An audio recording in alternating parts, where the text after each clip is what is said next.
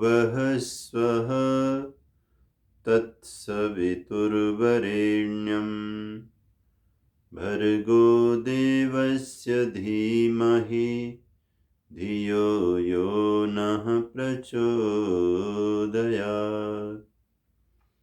ॐ यस्य भूमि प्रमा अन्तरिक्षम् उतोदरम् दिवं यश्चक्रे मूर्धानं तस्मै ज्येष्ठाय ब्रह्मणे नमः। सर्वोपनिषदो गावो दुग्धा गोपालनन्दन पार्थो वत्सः सुधीर्भोक्ता दुग्धं गीतामृतं महत्। सदा सदा के साथी मेरे तेरी जय जयकार करूं, हर पल सिमरूं नाम तेरा ही भवसागर से पार तरूं। ओम शांति शांति शांति। विश्व प्रसिद्ध पावन ग्रंथ भगवत गीता की चर्चा में हम सभी लोग इन दिनों छठे अध्याय की चर्चा में हैं। योगेश्वर भगवान श्री कृष्ण जो सद्ज्ञान के प्रतिमूर्ति हैं, सदाचरण के प्रतिमूर्ति हैं, परब्रह्म परमात्मा का जो दिव्य संकल्प है, इस पावन धरा को अहम भूमिम अददाम आर्याय, उसको मूर्त रूप देने के लिए योगेश्वर कृत संकल्प हैं। इसलिए धनुर्धर पार्थ का रथ हाँक रहे हैं, सारथी बने हुए हैं, और युद्ध के मैदान में जिस तरह से मनस्थिति बदल गई पार्थ की, और उस मनस्थिति को ठीक करने के लिए जो ज्ञान की गंगा बहाई है, उसी का ये ऐतिहासिक संग्रह श्रीमद् भगवद गीता है, जिसमें स्नान करके, जिस गंगा में स्नान करके अर्जुन के संपूर्ण संशय रूपी जो मल हैं उनका निवारण हुआ है। तो आइए हम भी इस सद्ज्ञान का रसास्वादन करें। सबसे पहले इस महान ग्रंथ की महिमा की पंक्ति।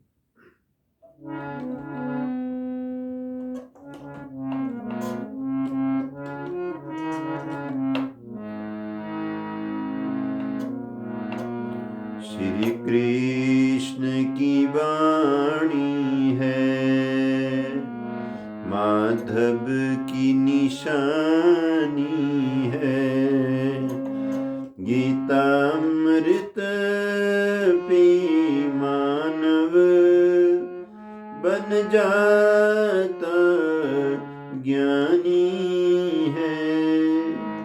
श्री कृष्ण की वाणी है,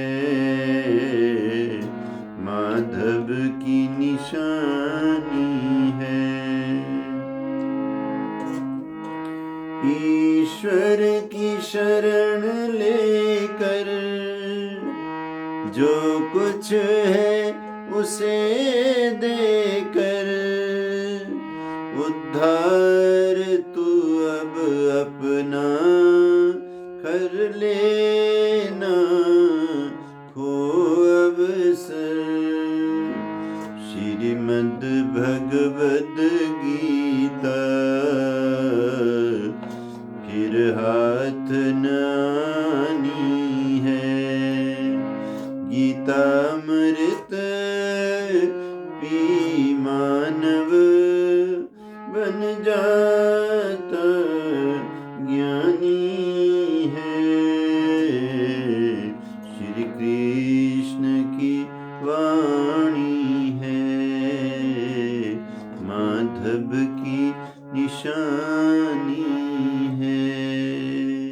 बोलिए नंदनंदन योगेश्वर श्री कृष्ण भगवान की जय। श्री कृष्ण की वाणी ऐसी अद्भुत वाणी है जिसका जितना भी हम मनन चिंतन करते हैं उतना ही रहस्य खुलता हुआ चला जाता है। आज भगवद गीता के 6ठे अध्याय के 36वें श्लोक से लेकर के पाठ होने जा रहा है। आइए हम सब इस पाठ में सम्मिलित होते हैं।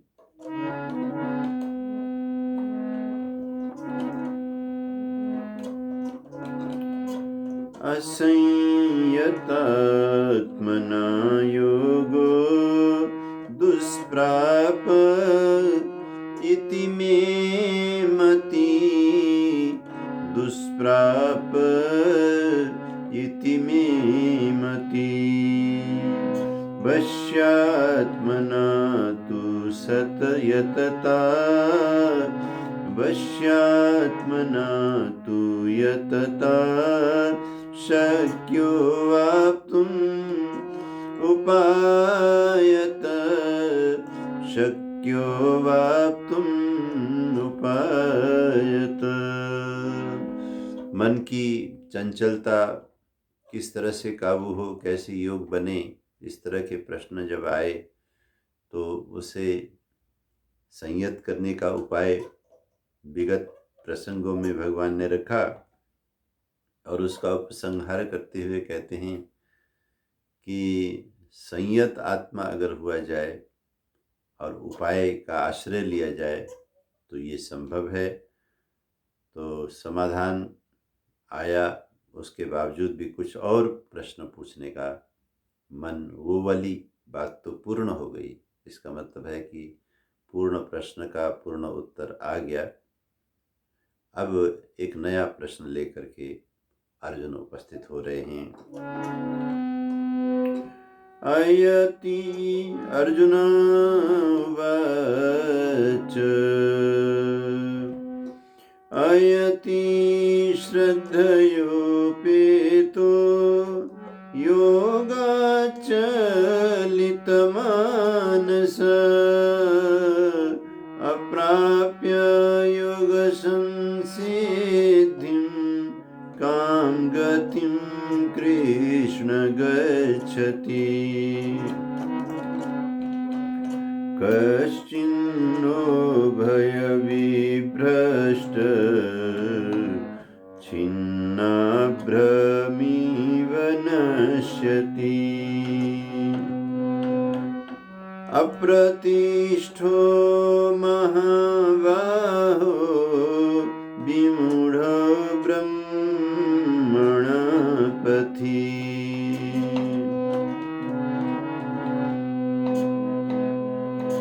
एतन्मे संशयं कृष्ण छित्तुमर्हस्य शेषत।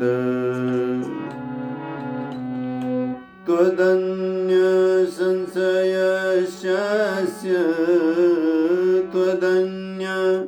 संशयस्यास्य चेता न ह्युपपद्यते। चिंतकों को, ज्ञानियों को, योगियों को जो गहरे गहरे प्रश्न मिलते हैं साधना के पथ पर, चिंतन के पथ पर, उनमें से एक प्रश्न अर्जुन ने यहाँ पे कृष्ण के सामने रखा। श्री भगवान उवाच पार्थ नैवेह नामूत्र विनाशस्तस्य विद्यते।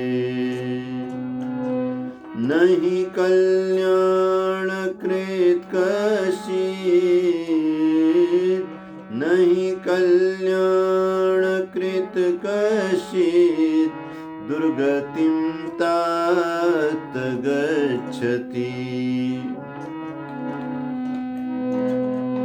प्राप्य पुण्यकृतां लोकान् उषित्वा शाश्वती समः।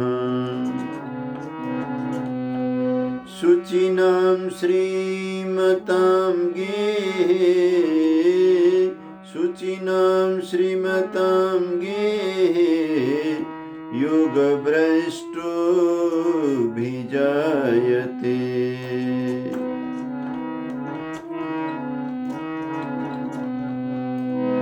अथवा योगिनामेव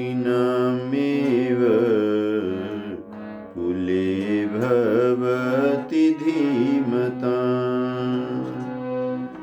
एतद्धि दुर्लभतरं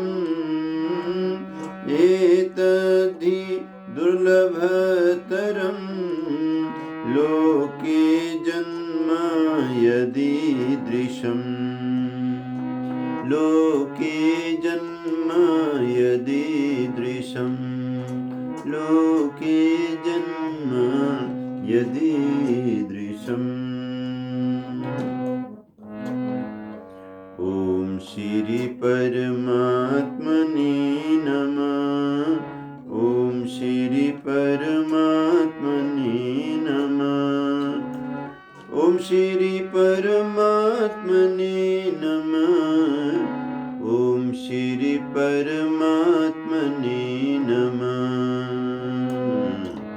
ॐ श्री परमात्मने नमः। ॐ श्री परमात्मने नमः। ॐ श्री परमात्मने नमः। ॐ श्री परमात्मने नमः। ॐ श्री परमात्मने नमः। बोलिए सच्चिदानंद भगवान की जय। असंयतात्मना योगो दुष्प्राप इति मे मतिः। ज्ञानी लोगों की बात ही निराली है। जिस तरह से वो बातें कहते हैं और जिज्ञासु के प्रश्न का समाधान करते हुए जैसी एक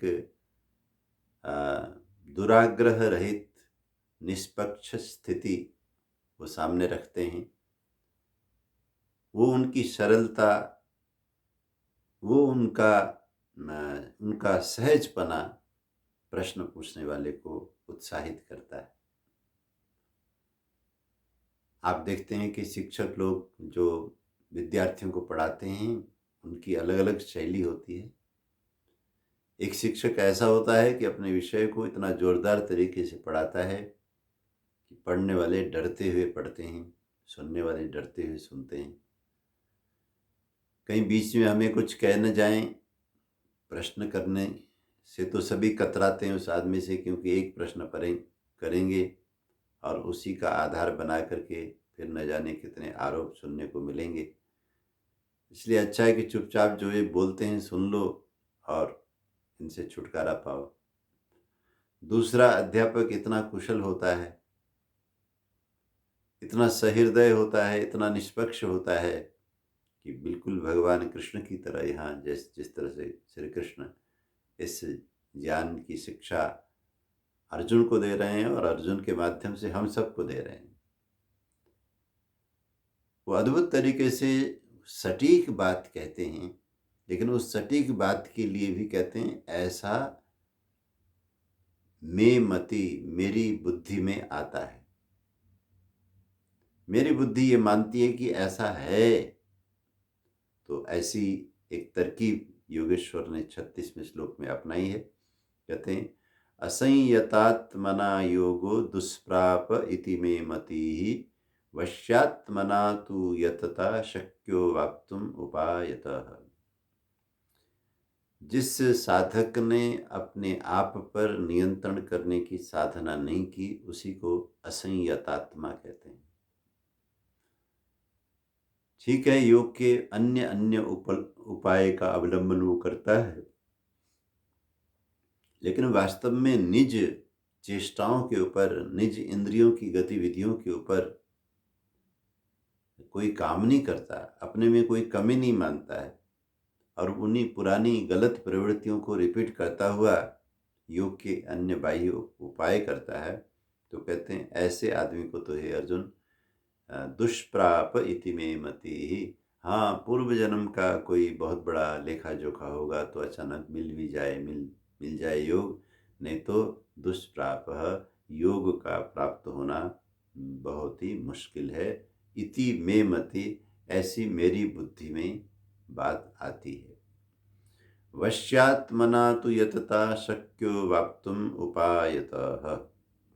जिस व्यक्ति ने अपने आप को वश में किया है, अपने इंद्रियों की चेष्टा को वश में किया, अपने मन के संकल्प को वश में किया है, अपने अंदर उठने वाली समस्त भावनाओं के ऊपर जिसका अच्छा नियंत्रण है, ऐसा जो यत्न करने वाला व्यक्ति है, उपायतः अवाप्तुम शक्यः, वो इन उपायों का, जैसे मैंने 2 उपाय तुम्हारे सामने रखे कि अभ्यासेन तु कौन्तेय वैराग्येण च गृह्यते, इन उपायों के माध्यम से योग को प्राप्त किया जा सकता है। इस धरा पर हम उन लोगों के प्रति श्रद्धान्वित स्वतः होते हैं जो हमसे कठिन काम करते हैं, जो हमसे बड़ा काम करते हैं। बाजार में आप देखते हैं सभी लोग व्यापारी हैं, दुकान खोल रहे हैं, कारोबार कर रहे हैं, लेकिन अचानक सारे मार्केट का ध्यान उस आदमी की तरफ जाता है जिसने अचानक अपने व्यवसाय में तरक्की कर ली। तो कल एक छोटी सी किराने की दुकान पर जिसने अपना व्यवसाय शुरू किया था, आज बड़े बड़े जब वो शोरूम खुलने लगता है तो सारे मार्केट के लोगों का ध्यान उसकी तरफ अवश्य जाता है। ठीक इसी तरह से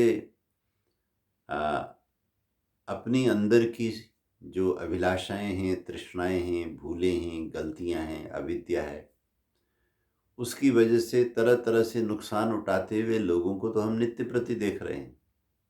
घर परिवार, गली कुचे, नगर ग्राम में हमें ऐसे सैकड़ों सैकड़ों लोग मिलेंगे जो मानो अपने आप से हारे हुए हैं, अपने भीतर की कुछ ऐसी शक्तियां हैं जो उन पर हावी हैं और किसी तरह से उनको सेटल करते हुए, उनको शांत करते हुए जीवन जी रहे हैं, और न चाहते हुए भी अपने अंदर की उन अशुभ अभिलाषाओं की परिपूर्ति के लिए वो बाध्य होते हैं।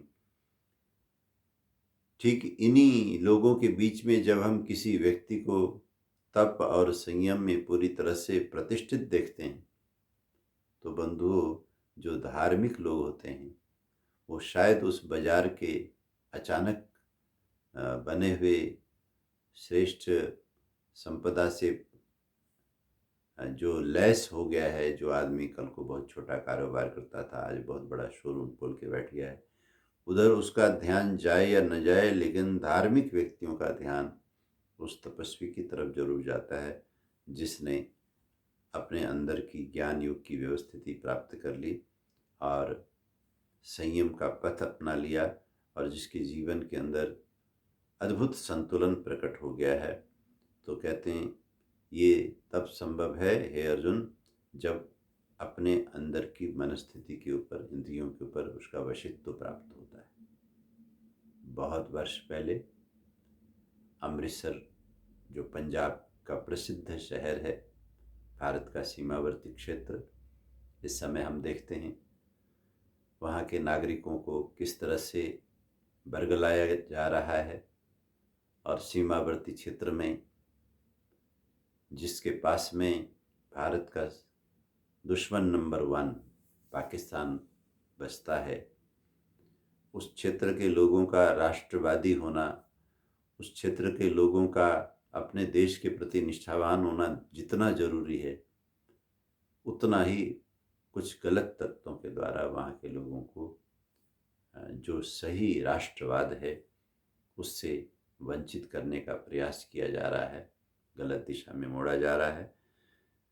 वो ऐतिहासिक नगरी है। तो कहते हैं एक बहुत वर्ष पहले जब इस वैदिक धर्म के संस्थापक, वैदिक धर्म के उत्थान के लिए जिन्होंने आर्य समाज रूपी संस्था की स्थापना की, जिनके पावन संकल्प से इस संस्था की उत्पत्ति हुई और जिसके माध्यम से हम इस कथा में जुड़े हुए हैं आर्य संदेश टीवी के माध्यम से, तो महर्षि देव दयानंद जी महाराज उन दिनों, जैसे यहाँ पे कहा, इति में मति, जो मुझे समझ में आता है, सकल शास्त्रों को पढ़ने के बाद, सारी कठिन से कठिन साधना करने के बाद, अपने पूज्य गुरुदेव बिरजानंद जी महाराज के निर्देश पर समाज की सेवा में लगे हुए थे।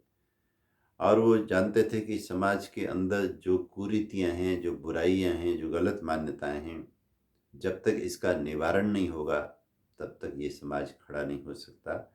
तो बहुत सी गलत परंपराओं के निवारण के लिए वो अपनी शैली में व्याख्यान दिया करते थे। उनके व्याख्यान को सैकड़ों हजारों लोग सुना करते थे। मैं बहुत बार बोला करता हूँ कि महर्षि दयानंद जी को इतने लोग कैसे सुनते थे। आज की तरह बड़े बड़े डेक, बड़े बड़े माइक, बड़ी बड़ी म्यूजिक की कोई व्यवस्था इस तरह से थी नहीं, बिल्कुल नहीं थी। सारा का सारा आकर्षण अगर कोई था तो वो था वश्यात मनातु यतता शक्यो वाप्तुम उपायतः। उन्होंने आत्मवशी होने की जो साधना की थी, योग किया था, तपस्या की थी, उसका तेज उनके पास में था। इसलिए वो जहाँ भी उपस्थित होते थे, बैठते थे, खड़े होते थे, अपनी चर्चा करते थे, तो ऐसा हो नहीं सकता था कि अगल बगल के लोगों के कदम न रुकें। तो उन दिनों उस क्षेत्र में उनका प्रचार चल रहा था, और जिनके स्वार्थ पर उनके व्याख्यान की वजह से कहीं न कहीं प्रहार हो रहा था, जिनको लग रहा था कि अगर ये बाबा, ये महात्मा, ये संत अगर इसी तरह से अपनी सही बात रखते रहे तो हम लोग जो अज्ञानी लोगों को भटका करके उनसे फ़ायदा प्राप्त कर रहे हैं, ये हमारा कारोबार नहीं चलेगा। तो उन्होंने अपने स्कूल के छोटे छोटे बच्चों से कहा कि बेटा, पड़ोस में बहुत बड़ी सभा हो रही है, एक बाबा आएंगे, एक बाबा आएगा, और वो अपनी बातें जैसे कहेगा, दुनिया बैठी हुई होगी, तुमने क्या करना है कि ये छोटे छोटे पत्थर इकट्ठे कर लो, उस बाबा के ऊपर पत्थर बरसाने, पत्थर मारने। ये सच्ची घटना है, अमृतसर की सच्ची घटना है। जब ऋषि दयानंद जी वैदिक धर्म का प्रचार कर रहे थे और गलत धारणाओं का, गलत मान्यता का निवारण करके समाज का सुधार करने के अभियान में लगे हुए थे, सारी दुनिया बैठी हुई तत्चित होकर उनको सुन रही थी। इसी बीच में स्कूल के बच्चों ने पत्थर की बारिश शुरू कर दी। सज्जन लोग उठे और तत्काल उन बच्चों को पकड़ने के लिए दौड़े। भागते भागते हुए भी बहुत सारे बच्चे पकड़ लिए गए। बच्चे रोने लग गए। उन बच्चों को पकड़ करके जो ऋषि के भक्त थे, श्रोता थे, व्यवस्थापक थे, वो ऋषि दयानंद जी के पास में ले आए और ला करके कहने लगे कि महाराज, यही वो शरारती बच्चे हैं जिन्होंने पत्थर मारे हैं, पत्थर बरसाए हैं। तो ऋषि कहते हैं कि बच्चे तो बड़े प्यारे प्यारे हैं, बड़े सुंदर हैं, बेटा आप हमारे ऊपर पत्थर क्यों बरसा रहे थे, क्यों पत्थर मार रहे थे? तो बच्चों ने कहा कि हमें स्कूल के मास्टर जी ने कहा कि इसी तरह से आप जब आएंगे तो आपके ऊपर पत्थर बरसाना है, और उन्होंने ये भी बोला था कि अगर तुम ऐसा करोगे तो तुम्हें लड्डू खाने को मिलेंगे। महाराज, हमें लड्डू के लोभ में हमने ये गलत काम किया। जब बच्चे रोते हुए ऐसा हाथ जोड़ के कहने लगे तो ऋषिवर देव दयानंद जी महाराज ने बच्चों को प्यार किया, अपने आसपास में बिठाया बगल में, और उन लोगों से कहा कि जाओ बाजार में जाके जल्दी से लड्डू खरीद करके लाओ और इन बच्चों को लड्डू दो। इनको मेरे से कोई बैर नहीं है, इन्हें पत्थर मारने का कोई शौक भी नहीं है, लेकिन इनको तो कुछ गलत लोगों ने अपने स्वार्थ के लिए प्रयोग में लाया। और इन बेचारों को तो बच्चे हैं छोटे छोटे, इनको लड्डू खाने का मन था, वही लोभ इनको इस कार्य में ले आया। तो कोई बात नहीं, इनको लड्डू तो हम भी खिला देंगे। तो लड्डू बाजार से मंगाए गए और बच्चों को जब लड्डू दिए गए तो बच्चों की, छोटे छोटे बच्चों की भी अंतरात्मा पश्चाताप से भर गई कि हमने इतने बड़े गुरु जी को, इतने बड़े ऋषि को, मुनि को पत्थर मारा हमारे ऐसे गलत मास्टर जी के कहने पर, और ये हमें लड्डू खिला रहे हैं। तो जब वो भावुक होने लग गए तो ऋषि ने कहा कि बेटा जाओ, अपने घर जाओ, कभी भी किसी के कहने पर किसी की हिंसा नहीं करनी चाहिए। जब तक आप स्वयं न समझो कि ये वास्तव में सामने कौन है और क्या है। तो कहते हैं उसके बाद अमृतसर में वो बच्चे जब उस महात्मा का यशगान करते हुए, ऋषि का यशगान करते हुए और अपने ऐसे गलत मास्टर जी की निंदा करते हुए घर चले गए, तो गली गली में ऋषि दयानंद जी का प्रचार पड़ गया कि एक ऐसे संत आए हुए हैं, एक ऐसे महात्मा आए हुए हैं जो अपने ऊपर पत्थर बरसाने वाले बच्चों को प्यार करते हैं, और वो उन्होंने लड्डू खिलाए हैं। तो कहने का मतलब है कि ऐसा अद्भुत व्यवहार कि अच्छा काम कर रहे हैं, सबके भले का काम कर रहे हैं, सबके कल्याण का काम कर रहे हैं, और वो काम सही है, उसके बावजूद भी उनके ऊपर पत्थर पड़ रहे हैं। उस पत्थर पड़ने की स्थिति में अगर हम और आप जैसे लोग होते तो दुखी होते, क्रोधित होते, तरह तरह का विलाप करने लगते कि हमारे साथ ये क्या हो रहा है, हमें पत्थर क्यों मारा जा रहा है। लेकिन ऋषि दयानंद जी महाराज ने, क्योंकि वो संयत आत्मा थे, अपनी सारी फीलिंग्स के ऊपर, अनुभूति के ऊपर उनका नियंत्रण था, तो उन्होंने इसको बड़ी सहजता से लेकर के एक दूसरी धारा बहा दी, अपने संयम की, अपने संतुलन की, और अपने प्रेम की, बच्चों के प्रति प्रेम, समाज के प्रति प्रेम की, उस धारा से उनका यश बहुत बढ़ गया। एक होता है दिन भर व्याख्यान देना, बड़े बड़े तर्क वितर्क रखने, बड़े बड़े शास्त्र का हेतु देना, और एक होता है कि अपने अद्भुत चरित्र से समाज के ऊपर एक छाप छोड़ना, और उस चरित्र में दिखाई दे संयम, उस चरित्र में दिखाई दे आत्मा संतोष, जो आत्मा के भीतर का तप है वो दिखाई दे। तो अर्जुन ने जब ये बात सुनी तो एक उनको तसल्ली हो गई। उनका जो प्रश्न था कि ये जो वायु की तरह निग्रह करने में जो बहुत ही मुश्किल कार्य है, इस मन को कैसे निग्रह में किया जाए, क्योंकि इसके निग्रह के बिना आपका बताया हुआ योग सिद्ध नहीं हो सकता है। तो उसका क्या तरीका होगा, तो भगवान ने वो तरीका समझा दिया। अब अर्जुन देखते हैं कि यही मौका है। वो कहते हैं ना भाई, मौके पर चौका लगाना। तो कहते हैं यही मौका है कि गहन प्रश्न के ऊपर योगेश्वर भगवान श्री कृष्ण प्रकाश डाल रहे हैं और बात खुल रही है, समझ में आ रही है। तो एक प्रश्न और पूछ लिया जाए। तो कहते हैं अर्जुन उवाच अयति ही श्रद्धयोपेतो योगाचलितमानस अप्राप्य योग संसिद्धिं काम गतिम कृष्ण गच्छति। हे श्री कृष्ण, व्यक्ति साधक तो है, व्यक्ति कल्याण के पथ पर चलने वाला तो है, और बहुत दिनों से चलता भी आ रहा है, लेकिन अब वो थक गया है। अयति, अब उससे साधना बन नहीं पा रही। कुछ भी हो सकता है, कोई बीमारी लग गई है, कोई किसी बात ने उत्साह को कम कर दिया है, तो उसका जो यत्न है अब पहले जैसा नहीं रहा, अब वो अयति बन गया है। लेकिन श्रद्धया उपेता, श्रद्धा उसको पूरी है, भगवान के प्रति श्रद्धा है, कर्मफल सिद्धांत की प्रति श्रद्धा है, पुण्य कर्मों के प्रति श्रद्धा है, योग के जितने भी यम नियम आदि हैं, योग के जितने भी अंग हैं, उनके प्रति उसकी श्रद्धा है। लेकिन अब उसके लिए उससे यत्न नहीं हो पा रहा है। योगा चलित मानस, अब उसका मन जो है योग से कभी कभी विचलित भी हो जाता है, एकाग्रता बनती नहीं।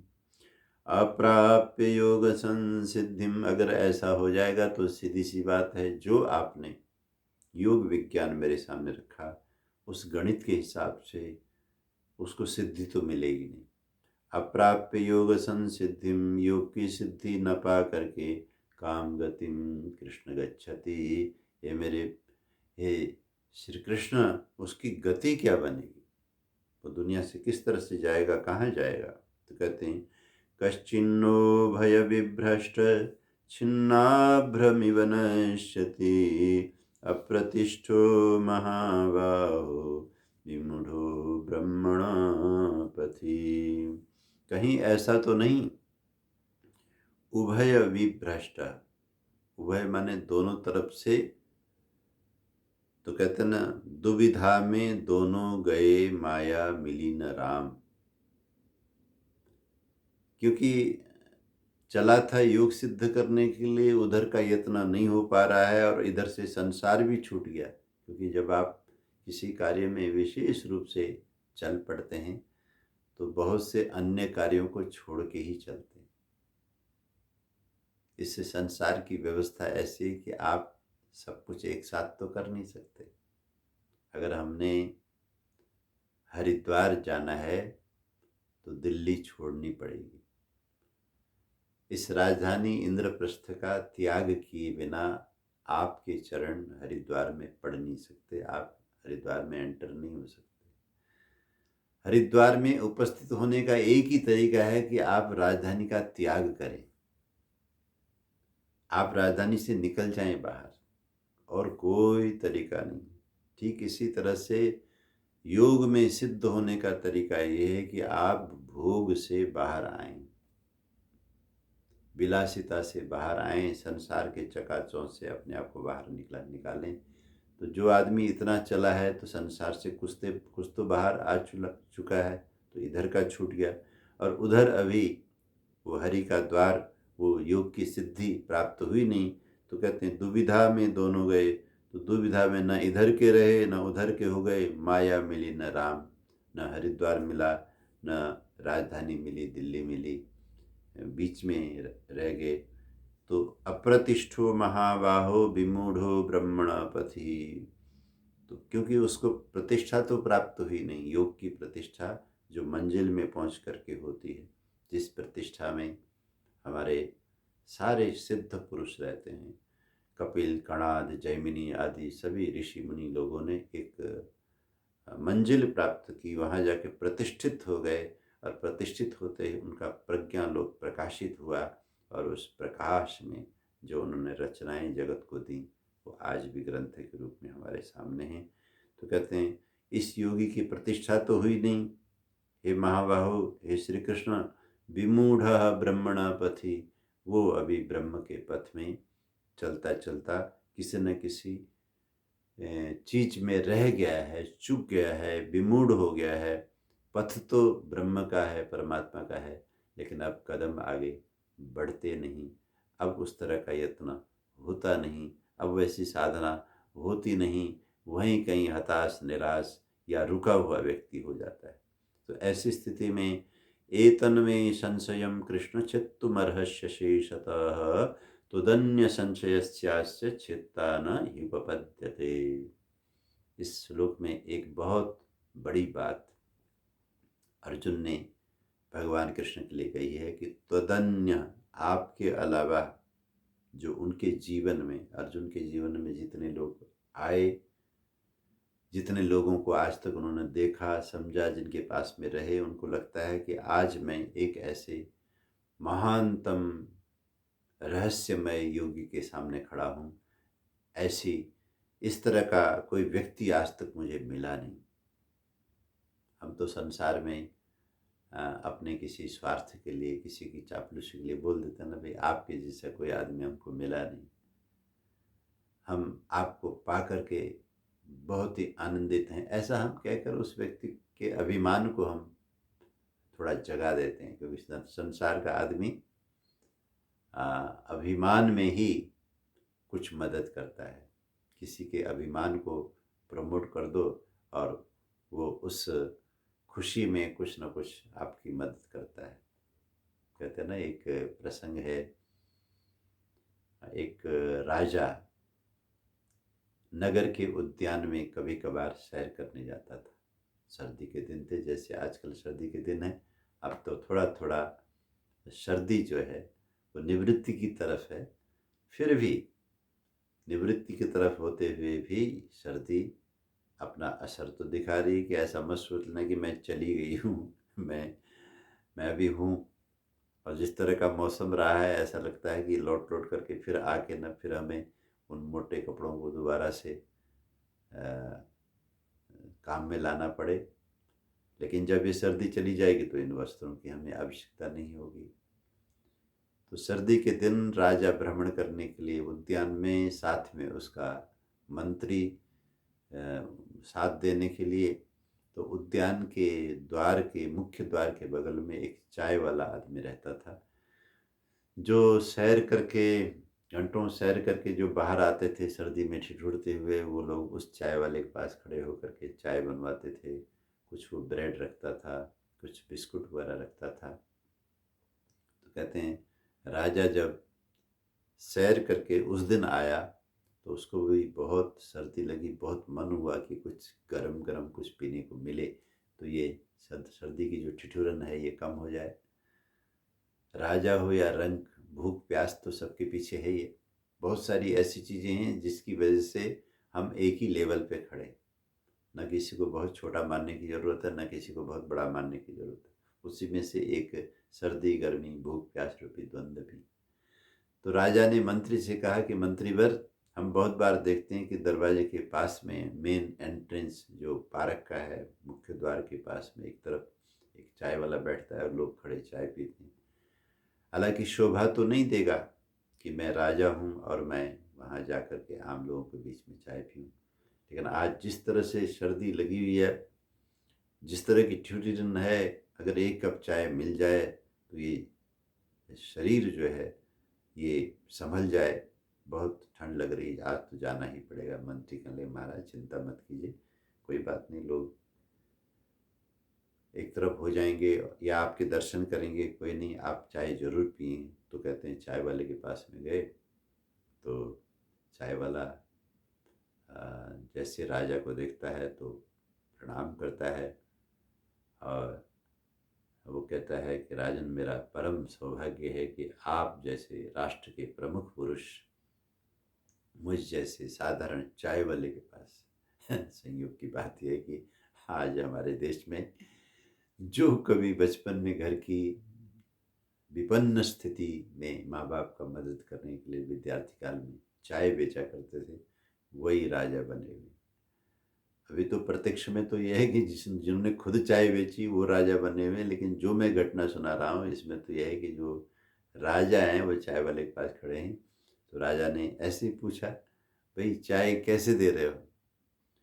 तो एकदम चाय वाला बहुत चतुर आदमी था, या वो बैंक करना चाहता था, या उसको था अपने अंतरात्मा में विश्वास था कि इसको गलत नहीं लिया जाएगा। कहने लगे राजन, आप किसका रेट पूछ रहे हैं? अगर चाय साधारण व्यक्ति ने पीना है तो उसका रेट अलग है, अगर चाय किसी कर्नल ने, जनरल ने, किसी मंत्री ने और किसी राजा ने पीना है तो उसका रेट अलग है। तो जब इस तरह से चाय वाले ने चतुराई से ग्राहक में फ़र्क करना शुरू किया और बताया कि रेट अलग है, राजा की चाय अलग होती है, तो राजा ने कहा कि मैं राजा हूँ, मेरा रेट बताओ। कहने लगे महाराज, आपके लिए 100 रुपये का एक कप चाय 100 रुपये की मिलेगी। राजा चकित तो हुआ कि औरों को 1-2 रुपये में जो चाय दी जाती है वो मुझे 100 रुपये में दी जा रही है, लेकिन क्योंकि उस चाय वाले ने राजा के अहंकार को पुष्ट कर दिया कि राजा एक राजा होके भी वही चाय पिए जो 2 रुपये की आम जनता पीती, फिर उसकी श्रेष्ठता कहाँ रही? तो राजा ने कहा फिर बनाओ, राजा वाली चाय बनाओ, क्योंकि हम राजा हैं, पियेंगे। और बताओ ये ब्रेड भी साथ में कैसे दे रहे हो? तो उसने बता दिया, अगर आम आदमी ये ब्रेड ले ले तो उसकी कीमत अलग है, राजा अगर ब्रेड लेते हैं तो इसकी कीमत अलग है। तो ये 200 रुपये की ब्रेड पड़ेगी आपको। तो राजा ने चाय भी पी ली, ब्रेड भी लिया। सर्दी थी, उसका अन्न है, गर्म चाय है, उसका आनंद ही अलग था। लेकिन जिस तरीके से उस छोटे से चाय वाले ने बहुत बड़ी बात कहकर राजा को प्रफुल्लित कर दिया कि राजा का रेट अलग है, आम आदमी का रेट अलग है, उसका मज़ा राजा को अलग ही आया। और राजा जब चाय पीकर पैसे, मंत्री ने वो सारे पैसे चुकाए, वो चला गया, तो राजा के जाने के बाद जनता वहाँ पे बहुत हंसी। और चाय वाले से कहा, यार तू तो उस्ताद आदमी है, तू बहुत चतुर आदमी है, तूने राजा के राजा होने के अहंकार का भरपूर फायदा उठाया। और इस दुनिया में आप देखना कि ये जो चापलूस लोग होते हैं, ये जो आपके अहंकार को उत्तेजित करके फायदा उठाने वाले लोग होते हैं, वो कहीं न कहीं किसी तरह से आपका शोषण करते हैं। देखा जाए तो बहुत बड़ा शोषण है। तो कहते हैं त्वदन्य, आप यानी कि आपका रेट अलग है। तो क्या इसी तरह से अर्जुन भी श्री कृष्ण को, उनके अहम को प्रफुल्लित करने के लिए ऐसा बोल रहे हैं? नहीं, ऐसा कुछ नहीं है। न चाय वाले की तरह कोई चालाकी अर्जुन के पास में है, और न ही कोई उस राजा की तरह अहंकार श्री कृष्ण के पास में है कि कोई तारीफ कर दे तो फूल करके कुप्पा हो जाएं, और कोई अपमान कर दे तो बिल्कुल पानी पानी हो जाएं, बिल्कुल कमज़ोर पड़ जाएं, उदास हो जाएं, खिन्न हो जाएं। ऐसा कुछ भी नहीं है, क्योंकि वो योगेश्वर हैं और ये पूर्ण समर्पित शिष्य हैं अर्जुन। तो वो बिल्कुल सही जो भावना है, क्योंकि मुझे ज़िंदगी में आज तक जितने लोगों से मिलना हुआ, उसमें से मैं ऐसा समझ पाया हूँ कि आपके अलावा मेरा ये जो गहरा प्रश्न है, इसका समाधान और कोई कर सकेगा, मुझे दिखाई नहीं देता। एतन्मे संशयं कृष्ण छेत्तुमर्हस्य शेषतः, त्वदन्य संशयस्यास्य छेत्ता न हि प्रपद्यते। आपके अलावा मेरे इस संशय का कोई और निवारण कर सके दिखाई नहीं देता। इसलिए मुझे आप बताइए कि जो इस तरह से योग के पथ पर चलने वाला व्यक्ति न इधर रह गया न उधर पहुंच गया, बीच में पड़ा है, उसकी क्या गति बनेगी? तो अब समाधान योगेश्वर की तरफ से आ रहा है। भगवद गीता के 6ठे अध्याय के 40, 41, 42वें श्लोक में आप देखिए, पार्थ नैवेह नामुत्र विनाशस्तस्य वेद्यते, नहि कल्याणकृत कश्चित् दुर्गतिं तात गच्छति।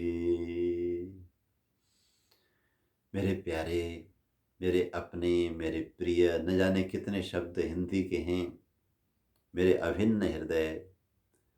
तो इन सब की अभिव्यक्ति संस्कृत भाषा में ये जो तात शब्द है, तात शब्द, और दोनों तरफ से देखा गया, छोटे ने बड़े को भी तात कहा है, पिता को, दादा को, पितामह को तात कहकर, क्योंकि आप ही मेरे सबसे बड़े हितकारी हो। और इसी तरह बड़े ने छोटे को भी तात कहा है, तात प्यारे बेटे बेटी, उनके लिए ये शब्द है तात। ये मेरे प्यारे अर्जुन, तात शब्द अगर भगवान ने यहाँ लगाया है तो समझ जाओ कि उन्हें अर्जुन से कितना प्यार है।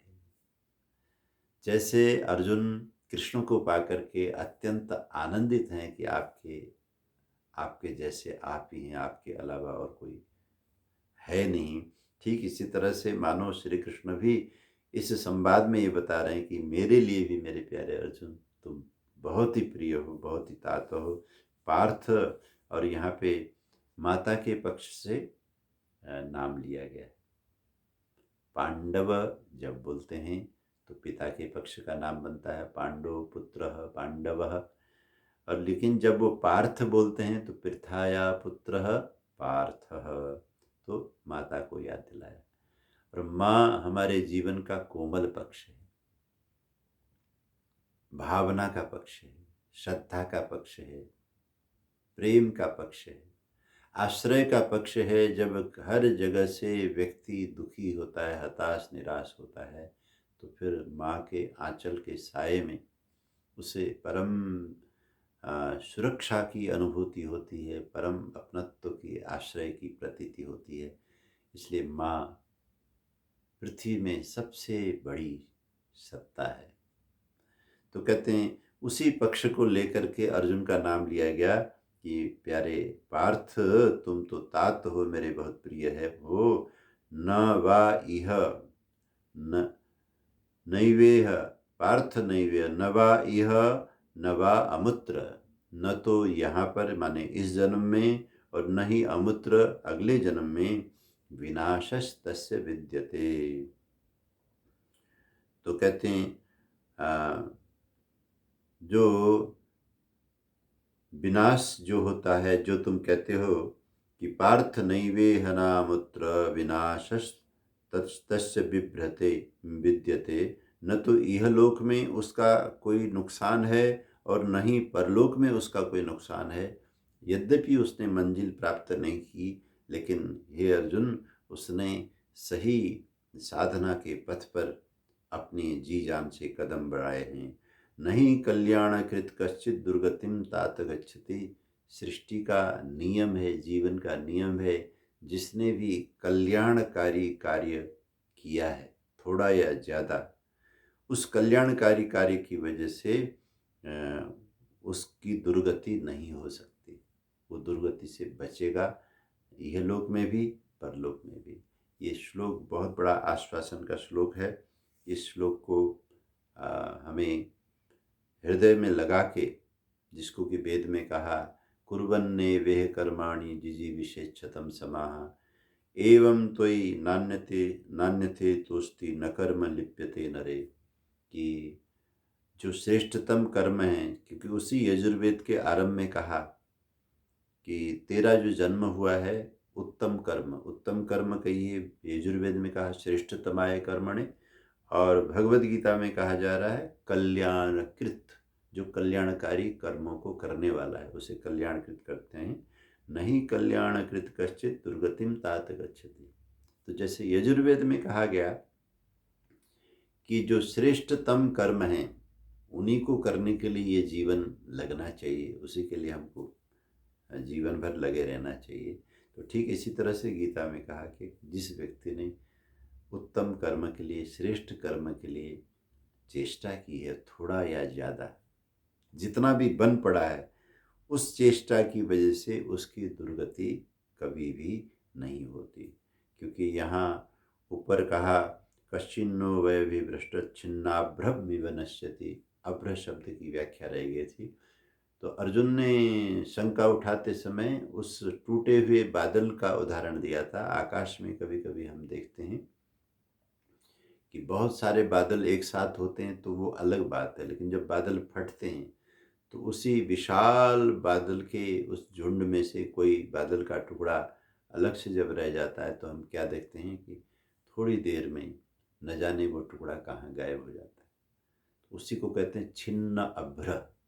इस गीता की जो अभी पढ़ा गया ऊपर 38वां श्लोक, उसमें साधक के लिए उपमा दी।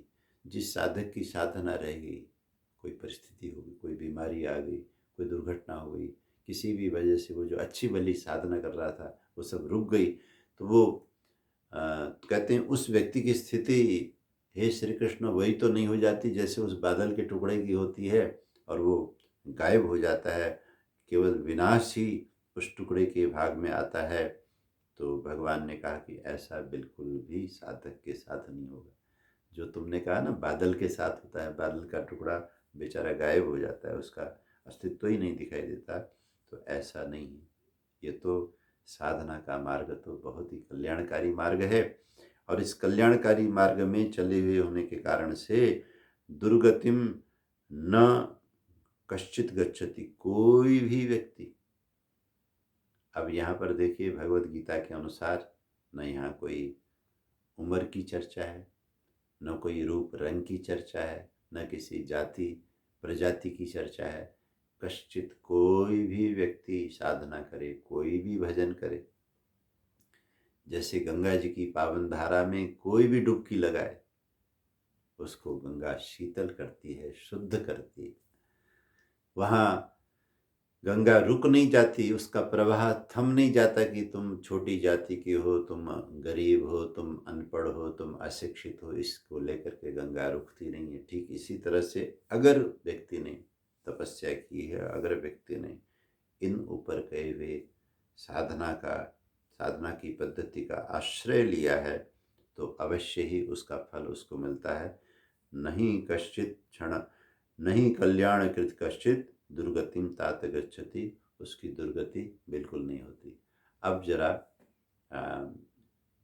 अर्जुन का आशय और भगवान के उत्तर से निकलने वाला अभिप्राय हम क्या देखते हैं। अर्जुन का आशय ऐसा भी रहा होगा कि साधना करते करते कोई कारण बन गया और साधक की मृत्यु हो गई, तो मृत्यु होने के बाद उस आत्मा को क्या मिलेगा, क्योंकि की गई साधना अधूरी थी और आगे शरीर रहा नहीं जिससे साधना करनी है, तो फिर वो जाएगा कहाँ।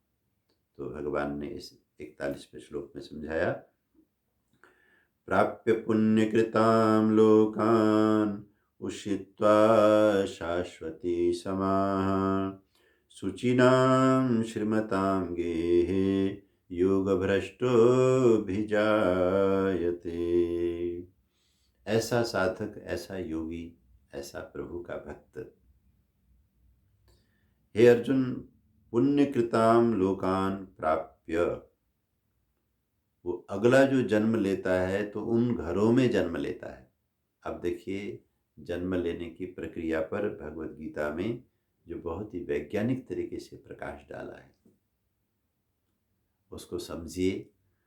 और मैं तो हर व्यक्ति से ये कहना चाहूँगा कि बहुत ही सुंदर रचना है पूज्यपाद महात्मा प्रभुवाची जी महाराज की। उस पुस्तिका का नाम है, उस ग्रंथ का नाम है कर्म भोग चक्र। और मैं तो बल्कि सभा के लोगों से भी कहूँगा कि आप लोग जब साहित्य वितरण करें, जहाँ आप ऋषि की बहुत सारी रचना की का वितरण करते हैं, वहीं ऐसे जो संत प्रकृति के महापुरुष आर्य जगत में हुए हैं, वैदिक जगत में हुए हैं, जिनकी रचना का एक पेज पढ़ते ही कुछ न कुछ बात समझ में आने लगती है और वैदिक सिद्धांतों के प्रति श्रद्धा जगती है। क्योंकि जिसके जीवन में तप होगा, जिसके जीवन में जप होगा, जिसके जीवन में पुण्य होगा, उसकी बात ही कोई निराली होती है। तो महात्मा प्रभुवाची जी की ये जो रचना है कर्म भोग चक्र, इसका जरूर वितरण कीजिए। तो उसमें उन्होंने बहुत ढंग से समझाया है कि वास्तव अपने बेटे को समझाया, जो बीमार बेटा है उसके साथ वो संवाद करते हैं। बेटा जब किसी के घर में कोई जन्म लेता है तो उसके पीछे क्या हिसाब किताब है, तो वो हिसाब किताब गीता में देखिए कितना सुंदर ढंग से समझाया गया। प्राप्य पुण्य कृताम लोकान उषित्वा शाश्वती समाह। तो कहते हैं ऐसी जो आत्मा होती है, वो पुण्यात्माओं के घरों में जन्म लेकर के बहुत लंबी आयु तक जीवन जीकर, हो सकता है एक बार जन्म ले ले और फिर भी उसके पुण्य जो है और रह जाएं, फिर उनको भोगने के लिए दूसरी बार दोबारा किसी अमीर घर में पैदा हो जाए। तो इस तरह से लंबी लंबी आयु की जिंदगी साधना के पुण्य प्रताप से, ये जो साधना है, ये जो इंद्रिय संयम है, ये जो भगवत भक्ति है, ये जो यम नियम आसन प्राणायाम है, इसके पथ पर चल कर के कुछ भी पुण्य अर्जित जो किया जाएगा, वो पुण्य कितना प्रभावशाली है कि उसके पुण्य प्रताप से जो पुण्यात्मा लोग हैं, नर नारी हैं, धर्मात्मा लोग हैं, उनके घर में जन्म होता है। तो गीता के अनुसार अगर हम चाहते हैं, जैसे हमें फिक्र है कि आज का तो खाना बन गया, कल हम क्या खाना बनाएंगे, इस महीने का तो खर्चा जुट गया, अगले महीने के लिए खर्च कहाँ से लाएंगे, ये साल का काम तो हो गया, अगला साल कैसे चलेगा, आगे आगे की सोच करके आज का जीवन हम जीते हैं जीवन काल में, इस शरीर में। लेकिन हमारा वैदिक सत्य सनातन धर्म ये कहता है कि आप संपूर्ण जीवन भी इस हिसाब किताब के साथ चलाइए कि ये शरीर जब छूटेगा तो मरने के बाद हम जाएंगे तो कहाँ जाएंगे, क्योंकि जाना तो है। ऐसा तो हो नहीं सकता कि आपके चाहने से आपकी मृत्यु नहीं होगी, ऐसा तो हो नहीं सकता कि आप कहीं उतारे नहीं जाएंगे।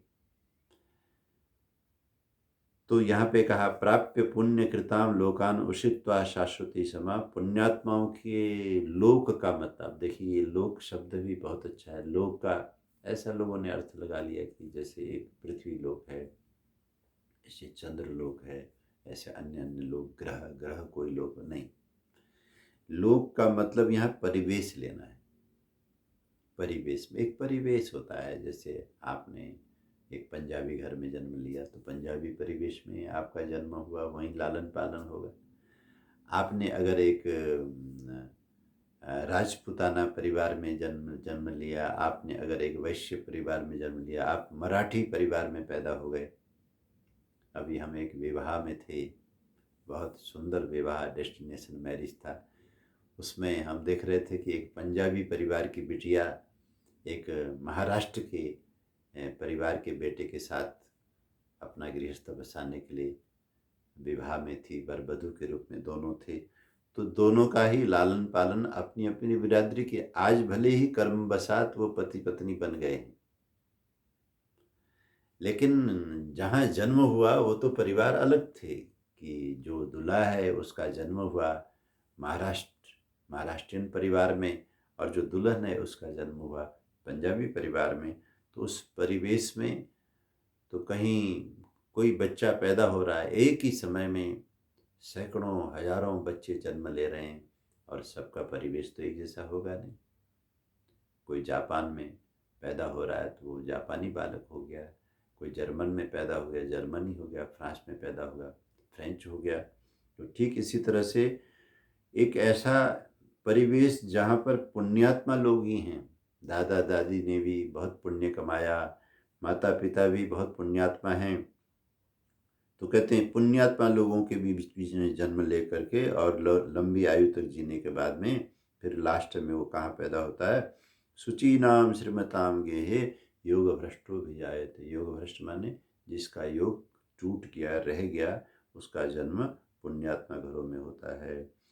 अथवा लास्ट में कहा योगी नाम एवं कुले भवती धीमताम, या उसका जन्म जो योग में लगे हुए हैं लोग हैं, महापुरुष लोग हैं, ऐसे पुण्यात्मा लोगों के घरों में होता है। ये वाला जन्म तो दुर्लभतर है, बहुत ही मुश्किल है। आज इस पुनर्जन्म की चर्चा में समय लग रहा है क्योंकि समय हो रहा है। हम ये आखिरी जो 42वां श्लोक है उसके साथ ये बात समझें कि एक तो हो गया श्रीमताम, धन दौलत से लदे हुए बहुत अमीर करोड़पति अरबपति घर में जन्म लेना, ये एक तरह का जन्म होता है उसका जिसने तपस्या की है। इसलिए पंजाबी में बहुत अच्छा वाक्य है, तपों राज, तपस्या करने से राज की प्राप्ति होती है। लेकिन एक दूसरा जन्म जो लास्ट में कहा गया, उस जन्म का सबसे सुंदर उदाहरण सुखदेव जी महाराज। ये जो भगवद गीता भगवान कृष्ण की वाणी को छंदोबद्ध करने वाले जो व्यास ऋषि, उनके बेटे सुखदेव जी महाराज का जन्म योगी घर में हुआ, क्योंकि स्वयं व्यास ऋषि बहुत बड़े योगी थे। फिर उनके पिता पराशर बहुत बड़े योगी थे। तो योगी के पुत्र भी योगी, और ऐसे के घर में पैदा हो गए कौन, सुखदेव जी महाराज।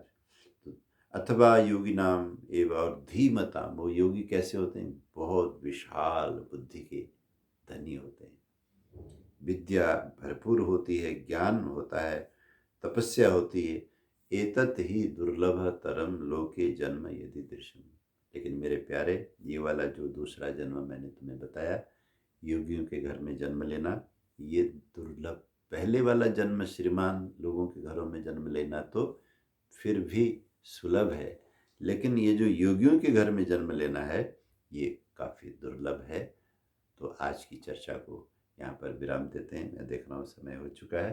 कल इस अध्याय का जो आखिरी प्रसंग है उसके ऊपर हम चर्चा करेंगे। श्री कृष्ण गोविंद माधव की, पढ़ लो गीता केशव की, पढ़ लो गीता केशव की, पढ़ लो गीता केशव की।